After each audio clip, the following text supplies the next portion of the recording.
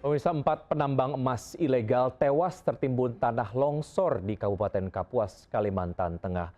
Warga mengevakuasi 4 jenazah penambang yang tewas tertimbun longsor di tambang emas ilegal Desa Marapit, Sungai Pinang. Peristiwa terjadi saat keempat korban melakukan penambangan saat hujan deras. Tiba-tiba terdengar suara gemuruh disusul longsor. Polisi memeriksa 4 saksi dan aktivitas ilegal di tambang emas dan yang dihentikan.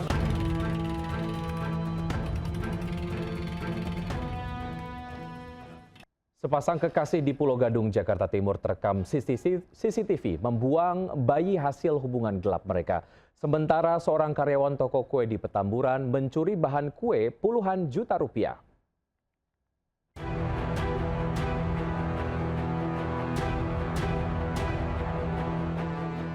Pasangan kekasih terekam kamera membuang bayi hasil hubungan gelap mereka di depan rumah kontrakan di Jatinegara Kaum 1, Pulau Gadung, Jakarta Timur.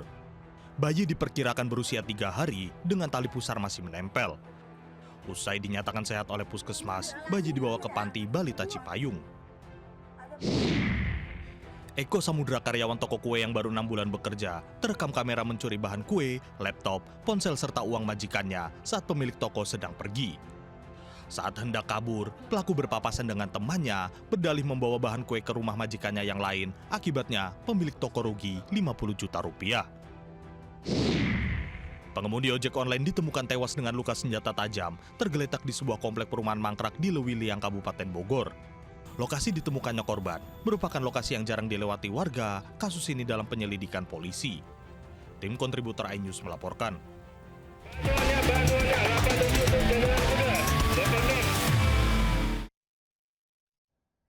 Terima kasih Anda masih bergabung sama kami. Bisa kesal, sang ibu menikah lagi, seorang anak membakar rumah orang tuanya. Tragis kebakaran menewaskan nenek pelaku.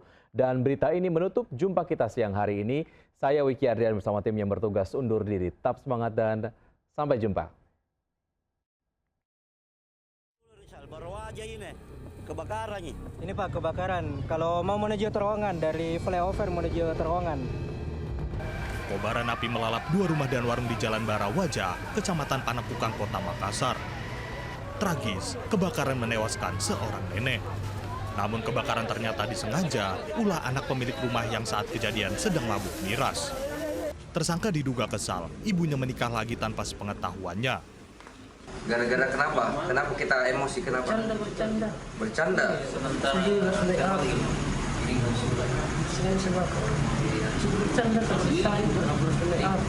Kau minum sebelumnya? Iya. Oh, karena mabuk? Tidak. Kau minum tidak mabuk? Karena Berapa banyak minumnya? satu Pak. Satu apa? Satu apa? Satu jam kau minum balok. Sebagai apa?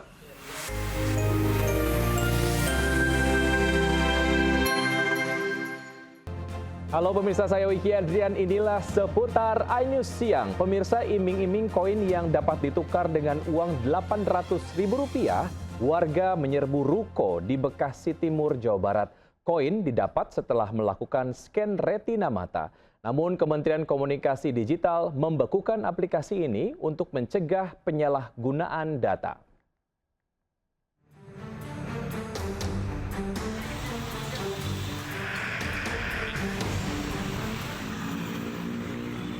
Ruko di Jalan Insinyur Juanda, Bekasi Timur diserbu warga mendaftarkan diri pada sebuah aplikasi World. Warga tidak perlu mengisi data maupun membawa kartu identitas, hanya diminta mengunduh aplikasi di ponsel dan mendaftar serta verifikasi dengan scan biometrik iris mata atau merekam data retina mata dengan menjadwalkan janji temu. Usai verifikasi, warga mendapat koin yang bisa dikonversi ke rupiah hingga Rp800.000 bisa ditarik melalui dompet digital. Nggak ada. Tadi jelasin di dalam, bilang katanya nggak menyangkut data pribadi. Dapat duitnya berapa? Nilai 800.000. Itu sekali dapat gitu. Kemenkom Digi menghentikan sementara operasional tanda daftar penyelenggara sistem elektronik WorldCoin dan World ID untuk mencegah potensi risiko terhadap warga dan akan memanggil pengembang aplikasi. Aplikasi dikembangkan Tools for Humanity, bagian dari WorldCoin yang bisa digunakan untuk mengelola uang kripto, menyimpan identitas digital dan akses World Network. Dari Bekasi, Jawa Barat, Rahmat Hidayat, iNews melaporkan. Kewalahan mendidik anak, sejumlah orang tua mendukung pengiriman pelajar pelaku kenakalan remaja ke barak militer. Namun tidak semua pihak setuju. Yayasan Taman Siswa Yogyakarta memilih pendekatan yang lebih humanis. Dengan tatapan penuh harap anak mereka bisa berubah lebih baik, para orang tua melepas keberangkatan 29 pelajar ke Rindam 3 Siliwangi, Bandung. Pelajar yang dikirim ke barak TNI ini adalah para siswa SMA, SMK yang bermasalah di Purwakarta, Subang, dan Karawang. Sebagian pelajar yang dikirim ke barak ini bahkan sengaja didaftarkan oleh orang tua yang merasa kewalahan mendidik anak mereka. Mendukung, sangat mendukung. Karena kami sedikit merasa lelah terkait kenakalan anak-anak, terutama anak saya ya. Bukan berbicara orang lain, tapi anak saya merasa lelah mendidik. Dengan adanya mudah-mudahan kedepannya akan lebih baik. Selama di dalam barak, para pelajar akan mendapatkan pembekalan mengenai wawasan kebangsaan, budi pekerti hingga cinta tanah air selama 2 pekan hingga 1 bulan. Pengiriman pelajar bermasalah ke barak ini mendapat tanggapan beragam. Taman Siswa Yogyakarta menentang kebijakan ini dan memilih pendekatan humanis untuk membina pelajar yang bermasalah. Karena taman adalah pendekatannya dengan karakter, dengan kekeluargaan. Anak-anak itu ditarik dengan baik, didapati karena sesungguhnya anak itu memang unik.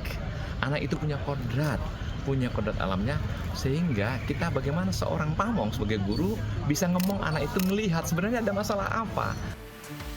Tim kontributor iNews melaporkan. Sebuah mobil listrik menabrak mobil di depannya di Jalan Tol Sediatmo, Penjaringan, Jakarta Utara. Seorang bayi terluka, sementara wanita pengemudi mobil listrik kabur. Mobil listrik dengan kondisi kap depan terbuka kabur usai menabrak mobil di depannya di Jalan Tol Sediatmo, Pluit, Penjaringan, Jakarta Utara. Bayi berusia 2 bulan penumpang mobil yang ditabrak luka di kepala dibawa ke Rumah Sakit Pusat Otak Nasional. Seorang wanita pengemudi mobil listrik yang kabur kini dirawat di rumah sakit.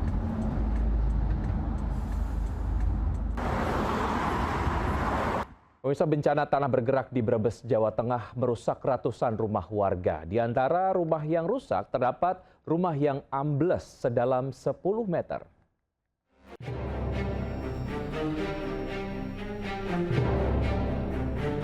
Warga Desa Mandala, Kecamatan Siralbok, Kabupaten Brebes, Jawa Tengah dihantui rasa was-was. Pasalnya bencana tanah gerak telah merusak ratusan tempat tinggal mereka. 120 rumah warga rusak berat, bahkan ada yang ambles hingga 10 meter. Belum lagi belasan rumah warga yang rusak ringan hingga sedang. Lebih dari 400 warga mengungsi ke tempat yang lebih aman, namun mereka tetap khawatir. Terlebih dalam beberapa hari terakhir, kawasan ini diguyur hujan deras. Kemarin kan nggak hujan beberapa hari, kemudian setelah hujan bertambah parahnya. Pergerakan tanahnya semakin cepat sekali, ambles. Data BPBD Brebes, jumlah warga yang terdampak mencapai 551 jiwa. Warga berharap Pemkab Brebes segera merelokasi mereka ke lokasi yang lebih aman. Dari Brebes, Jawa Tengah, Unibar, iNews melaporkan.